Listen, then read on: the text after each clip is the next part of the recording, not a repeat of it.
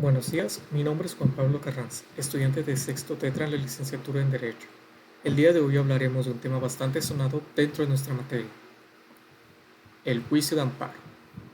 Para entender el tema a tratar es necesario comprender qué es un juicio de amparo. Pues bien, el juicio de amparo es un medio de control de constitucionalidad presentado por personas físicas o morales en contra de leyes, actos u omisiones de la autoridad o de un particular que realice actos equivalentes a los de una autoridad, que se estimen violatorios de los derechos humanos establecidos dentro de la Constitución Federal y en los tratados en los que México esté suscrito. ¿Esto qué quiere decir? Pues bien, esto quiere decir que el amparo es un recurso que nos permite proteger nuestras garantías individuales ante los actos cometidos por una autoridad, ya sea el juez, el Ministerio Público, etc. Es necesario identificar qué tipo de amparo es el cual vamos a promover. Estos pueden llegar a ser un amparo directo o, en su defecto, un amparo indirecto.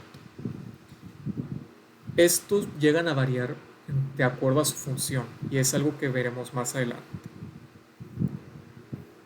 Pues bien, ¿qué es el amparo directo y para qué nos ayuda?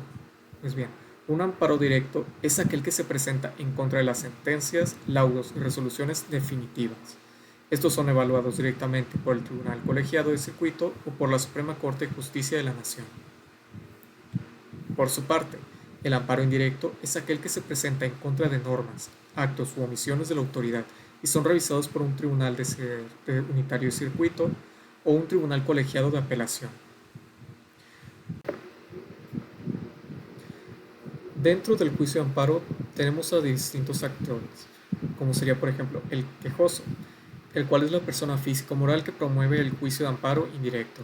Su papel principal es ser el afectado por las acciones de la autoridad o las normas generales que vulneran sus derechos individuales.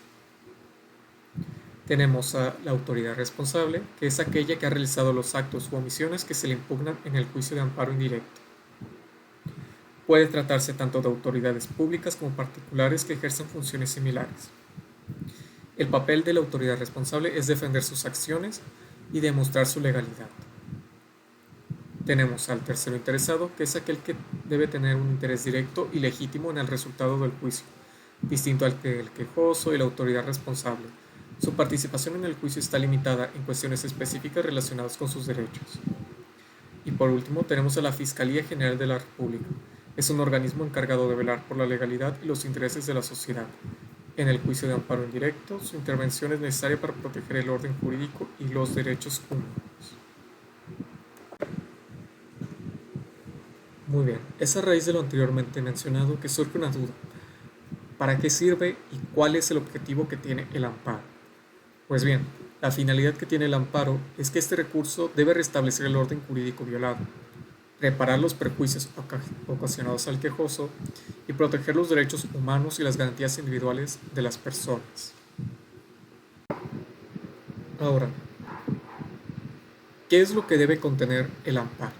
Pues bien, el amparo tiene que contener el nombre y domicilio del quejoso, debe contener además el nombre y el domicilio de la autoridad responsable del acto, el nombre y domicilio de la persona que está interesada en este caso, es decir, el tercero interesado, el acto reclamado, es decir, qué fue lo que ocasionó, qué fue lo que se violentó, los hechos que dieron origen al acto y los argumentos legales que explican por qué el acto es inconstitucional, es decir, los artículos o tratar de demostrar qué derecho, garantía ha sido violada o violentada en este caso. Y bueno, cuando se realiza este amparo, para poderlo promover en un juicio es necesario que sea llevado ante el órgano adecuado, ya sea por ejemplo en el amparo directo siendo llevado ante un tribunal colegiado de circuito o en el caso del amparo indirecto que ya sea ante un tribunal unitario, todo esto conforme a su proceso. Y me gustaría dejar en claro algo muy importante y es que un amparo puede ser promovido por cualquier persona, puesto que es un derecho con el cual tenemos para defendernos ante el mal actuar de una autoridad. El deber ser es que las autoridades actúen de manera legal y que velen por los intereses de la comunidad.